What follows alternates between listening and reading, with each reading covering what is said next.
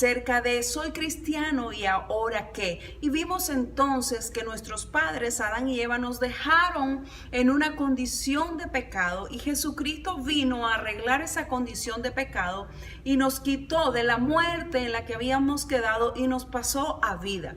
Y hoy en nuestra tercera lección vamos a hablar un poco entonces acerca de las nuevas criaturas que somos, porque si ya el Padre nos pasó de aquella condición a muerte, de aquella condición de muerte espiritual a vida espiritual, quiere decir entonces que ahora somos nuevas criaturas. La Biblia declara de modo que si alguno está en Cristo, nueva criatura es. Las cosas viejas pasaron, he aquí, dice el Señor, todas son hechas nuevas. Entonces vamos a tratar de entender qué es lo que pasó con nuestra nueva naturaleza de ahora, qué es lo que nosotros debemos decir, pensar y hacer, y así sucesivamente vamos a ir estudiando poquito a poco la preciosa palabra del Señor.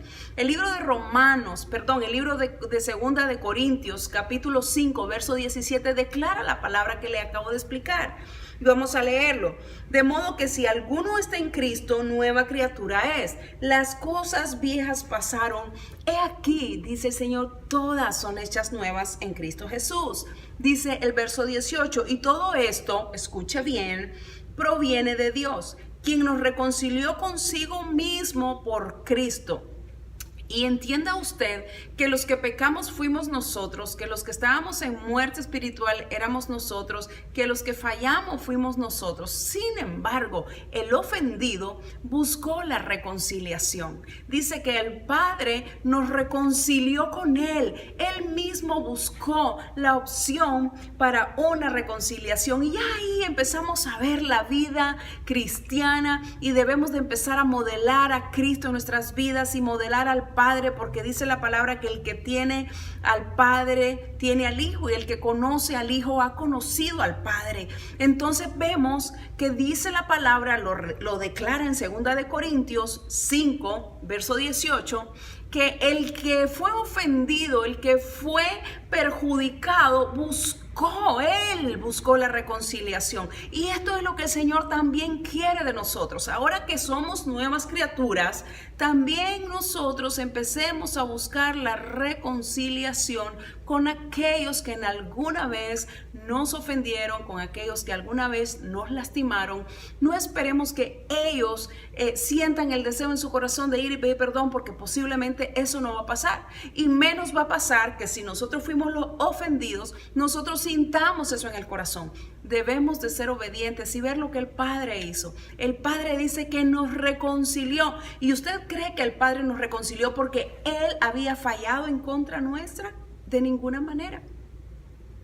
Nosotros habíamos fallado, pero el Padre buscó la reconciliación. ¿Cómo? A través de Jesús. Y todo esto, dice, el que seamos nuevas criaturas proviene de Dios. Dice el Señor que todo lo que proviene de Dios es bueno. Y todo esto proviene de Dios, quien nos reconcilió consigo mismo por medio de Cristo y nos dio el ministerio de la reconciliación. Y ahí hay algo importante que nosotros debemos notar también en este verso, pero se los voy a dejar para otra clase, porque hay algo importante y nos dejó el ministerio de la reconciliación. Así que vemos entonces que somos nuevas criaturas. Sin embargo, ahora que somos nuevas criaturas, para seguir avanzando, Pablo nos da una exhortación en 2 de Corintios 6, verso 1. Lo vamos a leer. Dice el Señor: así pues, nosotros como colaboradores suyos, os exhortamos también a que no recibáis en vano la gracia de Dios. O sea que si somos nuevas criaturas, si hemos recibido la gracia, si hemos recibido el regalo de Dios, ahora Pablo nos dice: les ruego que no reciban en vano este regalo, que no reciban en vano esta gracia. O sea, que no haya sido en vano que Cristo murió por ustedes, que no haya sido en vano que el Padre está queriéndonos reconciliar con Él. Porque dice, mire lo que dice la Escritura, en tiempo aceptable te he oído. El Señor aún ha inclinado su oído para escuchar nuestro gemir, para escuchar nuestro deseo de caminar en su voluntad. Y va a haber un tiempo que ya no va a haber tiempo aceptable. Es importante, este es el tiempo de los gentiles. Este es el momento en que todavía el Señor está reconciliando consigo al mundo. Pero recuerde que en el capítulo anterior Él nos dice que nos encargó a nosotros ese ministerio de la reconciliación.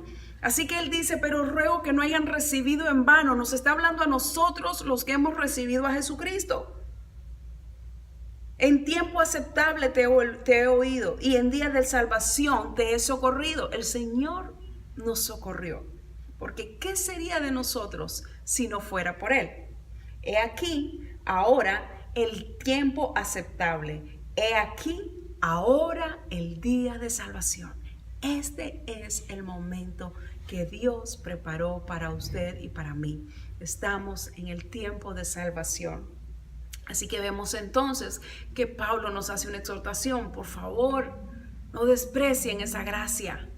Avancen, avancen. Necesitamos avanzar. Somos nuevas criaturas. El Padre nos reconcilió consigo a través de Jesús. No miremos con desprecio esta gracia y este regalo maravilloso. Sigamos adelante. Vamos al capítulo 7. Mire lo que nos dice Pablo entonces en el verso 1 también.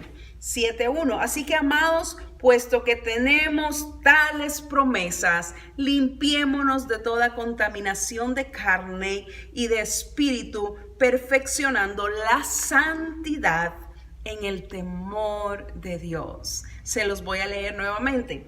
Así, hermanos, puesto que tenemos grandes promesas, nos ha regalado la salvación. Nos ha regalado la vida eterna, pero ahora necesitamos seguir avanzando. ¿Y qué es lo que tenemos que hacer? Limpiarnos de toda contaminación que veníamos arrastrando, no solo de carne, sino también en nuestra vida espiritual. No solo de carne, sino también de cosas que hay arraigadas en el corazón. No solo de carne, de las cosas que hacemos, que como les decía la clase pasada, ocupamos este tabernáculo para salir a hacer cosas con este cuerpo que se usa como instrumento para pecar en contra de Dios. Pero también nos debemos de limpiar de toda contaminación de espíritu. Y cuando habla de toda contaminación de espíritu, de toda raíz de amargura, de toda situación que hay en nuestra mente, de toda situación que hay en nuestra vida espiritual. O sea, pedirle al Señor que nos sane espiritualmente. Que quite de nosotros todo mal pensamiento, que quite de nosotros todo pensamiento de lujuria, todo pensamiento que habite en nosotros, que una y otra vez nos lleve a pensar cosas que al Señor no le agradan y que le digamos al Señor, Señor, ¿cómo lo hago?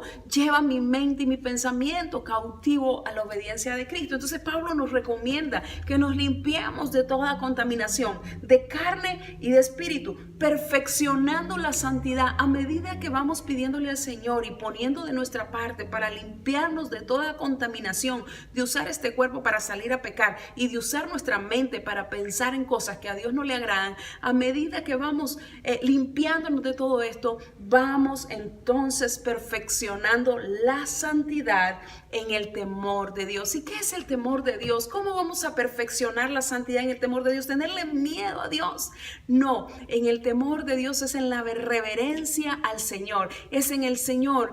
Ayúdame porque tengo miedo yo. No a Dios, tengo miedo de fallarte, tengo miedo de no quedar bien contigo, Señor, porque todo lo que yo quiero hacer, quiero que te agrade, quiero que te dé la honra, Señor, ayúdame. Tengo miedo porque todavía hay malos pensamientos en mi cabeza, tengo miedo porque todavía quisiera ir a hacer cosas que a ti no te agradan, Señor, pero a medida que vamos caminando y caminando, nos vamos perfeccionando en el temor del Señor y en la santidad de Dios. Así que necesitamos avanzar, necesitamos crecer, necesitamos madurar. La próxima clase vamos a estar hablando acerca de las cosas que nos impiden crecer, que nos impiden madurar para que sigamos a la meta. La Biblia habla acerca de los niños, los tipos de niños que hay en la palabra del Señor. Y vamos a hablar entonces de estas cosas que nos van a impedir, si nos quedamos ahí estancados en esas situaciones, las cosas que nos impiden crecer en el conocimiento y en la gracia del Señor, en perfeccionar el amor, en perfeccionar la santidad de Dios en nuestros corazones. Que Dios les bendiga rica y abundantemente.